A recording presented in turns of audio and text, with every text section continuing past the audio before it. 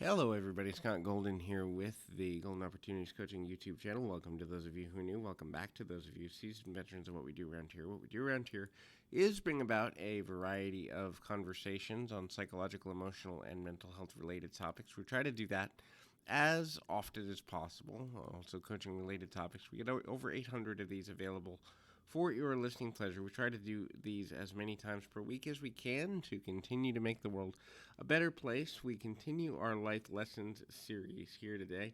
If you're kind of wondering what life is trying to teach you, because life is always trying to teach us lessons, sometimes we just have to be a little slower on the uptake or a little more patient in the process to try and get ourselves to a place where we can begin to understand how to move forward in a long-term way.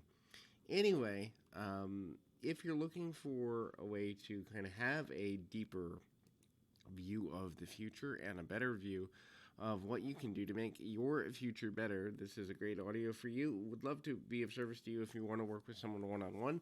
And so you can reach out through Twitter at PO Perception. You can reach out through the About Me section of this YouTube page, and we can see what we can do to make that happen for you. So what are some things you have to do to kind of get more out of life? The first is push past fear.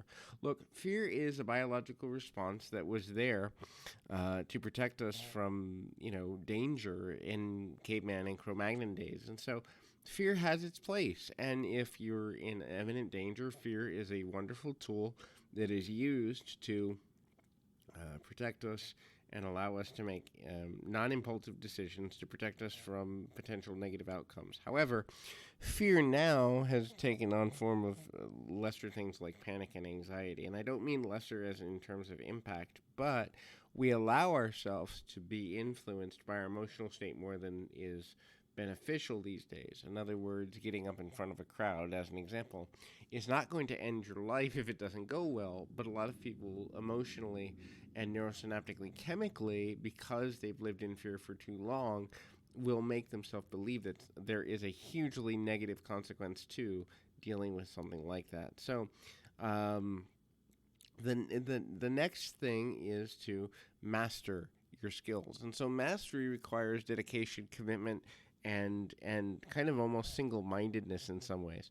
Mastery is something that a lot of people, don't want to say don't want to deal with, but at the same time, the amount of time, dedication, commitment that it takes to master any one skill is a lot more than the average person wants to put in. Some people say 5,000 hours, most people say 10,000 hours, but imagine that many hours to master something, but at the same time, mastery means you can go back to that skill whenever you need to in order to be successful. And, mastering communication can be beautiful. Mastering a certain business skill can be wonderful. But finding a way to commit to mastery is a way to bolster and improve your life all the way around.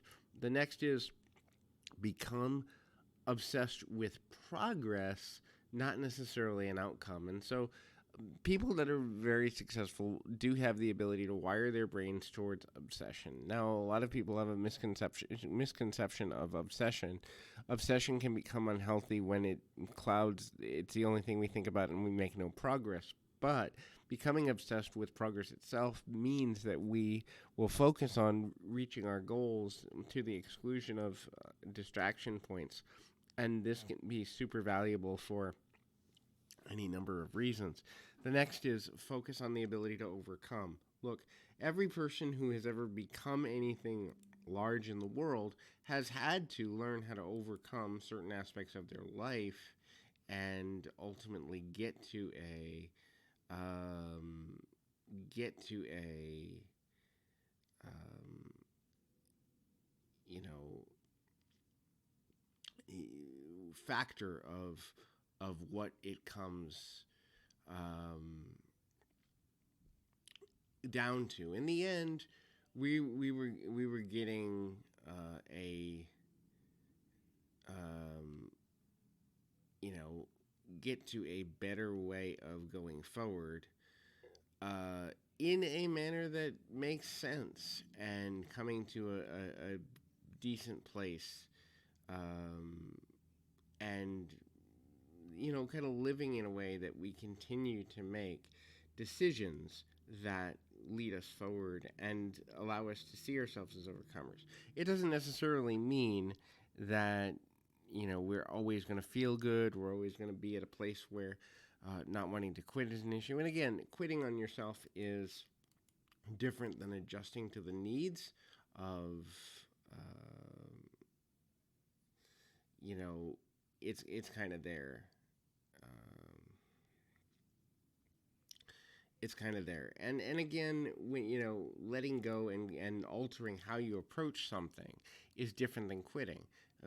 A different approach, a differing approach, a more direct approach or successful approach is different than quitting. Quitting is completely giving up on your aspiration, your dream, your goal.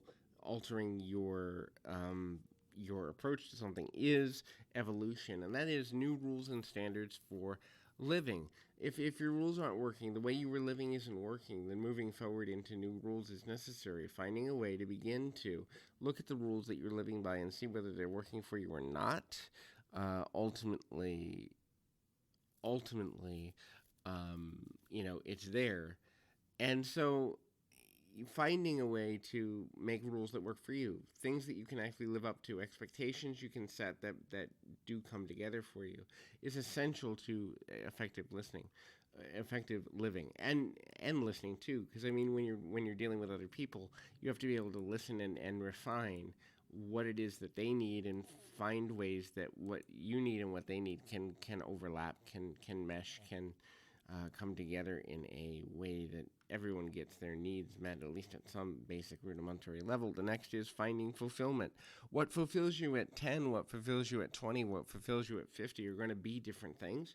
And so kind of checking in with yourself around the ideas of fulfillment is super important, super valuable, and ultimately, having something in a long run that says, okay, when I look back at my life, near the end of my life, I feel like I had a full life experience.